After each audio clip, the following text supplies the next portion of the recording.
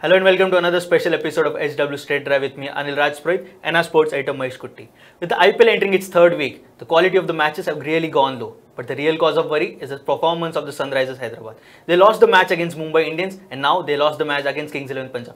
Do you think the performance of Sunrisers Hyderabad have picked up a little too early? They lost back-to-back matches both against Mumbai and Punjab, and they were both low-scoring games. I wouldn't want to believe that their performance has dipped because they're a wonderful team. They've got fantastic opening batsmen and then they've got a good set of spin bowlers. But yeah, they must be a little concerned. If you look at it, they've got very good batsmen sitting in the dugout. Which was supposed to be the captain this season. Yeah, Williamson, that's a very big gesture on his part to sit out of the team and, watch the match on the dugout, because as a captain, he should have been leading from the front. Last year, if you see, he played brilliantly. He was one of the top scorers in the IPL. But this year, he's chosen not to play just to ensure the balance of the team is intact.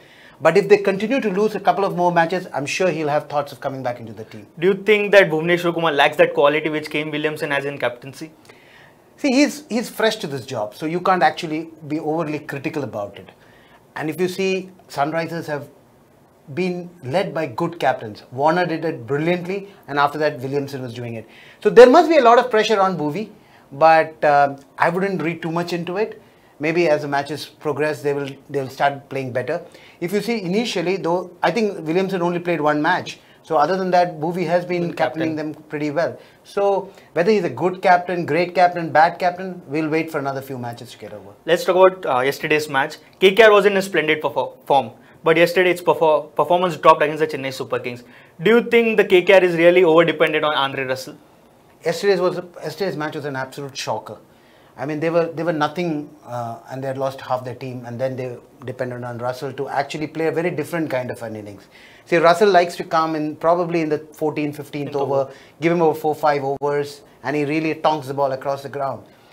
Yesterday when he came, he had to first ensure that they did not get all out before the 20th over. So he had to play a very slow game, a waiting game as they call it, and then probably go after the bowling. Yesterday he nearly scored half of the KKR's run. Yeah, he scored 15. Over-dependence on Russell, if you ask me, yes, they have an over-dependence of Russell, but then he's been in splendid form. Every time he's come out to bat, he's pulled KKR from nowhere. Actually, he's won them a lot of matches from the jaws of defeat. So he's been in great form, like most West Indians have been dominating IPL in the past few years. But yesterday, he had to play a very different innings. I think he played well. I mean, considering the position in which he came, he took them past 100 runs, which at one point of time did look very unlikely. But then it was 2 less, and the Chennai Super Kings have got a very, very strong batting line, and they were able to score. Let's talk about the Chennai batting side. The dismissal of Suresh Raina was like questionable. He's not been in a good form since the start of the season. Do you think that Suresh Raina was too early? He wanted to finish the match too early? Anil, if somebody does not play cricket actively for a year, then he's going to really struggle. I believe that Suresh Raina spends a lot of time in Amsterdam with his wife, so he must not be playing competitive cricket too much. When you don't play that, the match fitness, match awareness, all those things actually, you look at AB de Villiers, he has not been playing too much of cricket, and now see his performance. The same holds good with even Suresh Raina. But yesterday he played a rank bat shot, no doubt about that, and I think Piyush Chawla picked up a beautiful catch. So it was a combination of a bad shot and a good catch, but I think Raina is now slowly on his way down. In a low-scoring match like yesterday, the quality of the pitch has been questioned. Even Dhoni said in the post-match conference that the quality of the pitch was really low. Do you think the quality of the pitch played a factor? Oh yes, if you see, Dhoni was very, very sure that the dew is going to come in. So that was one of the reasons why he put KKR to bat. Secondly, the pitch was holding up. Now, in a T20 game, it should be highly favorable in favor of the batsman, because the crowds come to see 4s and 6s. They don't come to see, the singles. It's a good tactical game when it comes to a low-scoring match. But the crowds want to see the ball coming into the crowd. That's what makes T20 cricket so exciting. But if you see the last few games, that's really not the case. And yesterday, I thought it was definitely not a 110 score wicket. It could have been 140. Maybe KKR thought that it was a 170 score, so they were chasing too much. This is the problem that most teams do. They don't assess the wicket. They believe that in 20 overs you have to score 180 runs because that's the benchmark that they start off with. And they don't reassess the situation when a couple of wickets go. They still go after the bowling, and that's exactly what happened. Players like Robin Uthappa played really bad shots.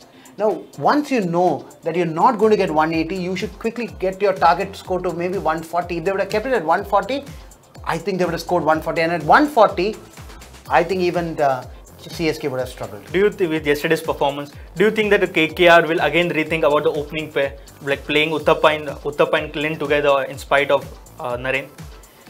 See, what Sunil Narayan does is, he comes and scores runs very quickly in the top of the order, which actually helps KKR to get off to a great start. And then what they do is players like Robin Uthappa, Nitish Rana, they come and they score the runs.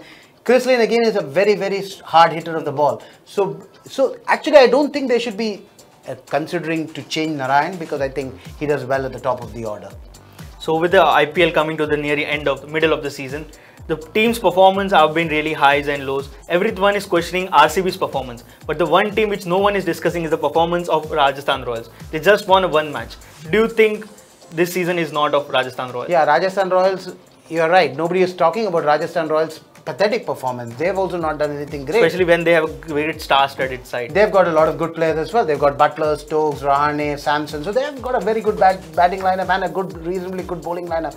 Probably everybody thought that they had a very poor spin attack.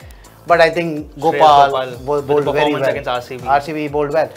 But if you have to choose between RCB and Rajasthan Royals, I think Rajasthan Royals is slightly better off because they've won one game. That against RCB. Against RCB. So there's nothing great about that. But going forward, it will be very interesting to see if they can turn the momentum in their favour. If they don't do it, they'll follow RCB as the second team to get out of the IPL. Now let's talk about something which is related to the Indian cricket. The World Cup is around the corner and the team is supposed to be announced on the 15th. Yeah. Whom, according to you, will make it to the final 15? See, about 10-12 players I think will automatically walk into the team. So my 15 would be Shikhar Dhawan, Rohit Sharma, KL Rahul, Virat Kohli, Vijay Shankar, Kedar Jadhav, Hardik Pandya, Bumrah, Chahal, Kuldeep Yadav, Bhuvaneshwar Kumar, Mohammad Shami. Maybe the fourth seamer I would want to go with Ishant Sharma. No Umesh Yadav in your squad. See, Umesh Yadav has not bowled well even in the IPL, so I wouldn't want to actually think about it. Rishabh Pant would definitely be there in my team. So, and Dhoni, of course. So that makes my 15. And next question is like, at what place would Virat Kohli play? At number 3 or number 4? See, I think to start off, I think he should bat at number 3 because he's a fantastic batsman. He's India's best batsman, so he bats at number 3. But there will be a situation if the ball is moving a hell of a lot and you want to protect him, then you send somebody like KL Rahul, who is a genuine opening batsman, to bat at number 3, and then allow Virat that extra bit, to come back later and score the runs. Also, do you think Dinesh Karthik or Ambati Rayudu will make it to the final 15? Unlikely. Dinesh Karthik, I don't see much of a chance to get it, because if they are to pick up a second wicketkeeper, which they would, it should be Rishabh Pant, because Rishabh Pant has been playing pretty well.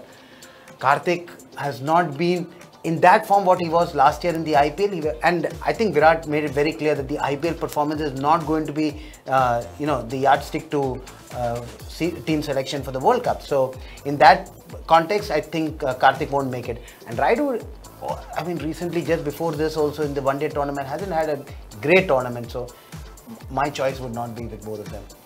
Hope the Indian performers take their performance seriously and make it to the final 15 of the World Cup. Till then, it's goodbye from all of us. Now be the first to know about the latest updates on our new news app. Go on your Android or iOS, search for HW News Network. Download our app, choose the language you prefer to get updates in, and be up to date with the latest news.